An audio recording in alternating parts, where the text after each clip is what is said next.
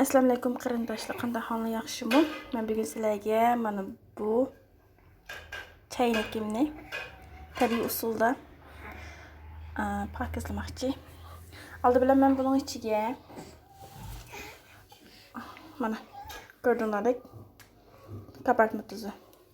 Buni to'kaman bir paket. Tosh qo'zdim.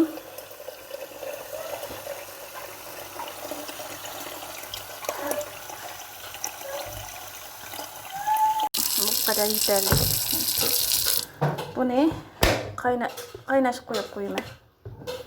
Ben tişip yapmışım da bu yer koygandım. Köylülerden tişipti. Bu halette kaynadı. Ben yakınlarak ekeldim. Bunu içine dökersinler. Bir iki mutmuşum da kaynatımız. Kaynagandan keyin bunu hazır uçurayım ben. Kaynaganda şu kabartma tuzu bilen şunun görüyorlar.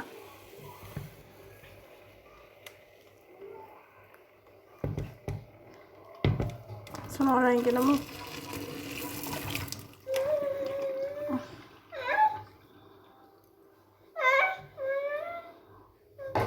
Aslında köygensizler belki.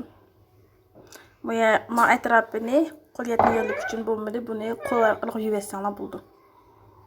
Üç çalık qalgan tarafini yuvib chiqarib qo'yay. Men hech qanday sopun bir narsa ishlatmadim. Shu nimamdan keyin taraflarni aytdim hozir.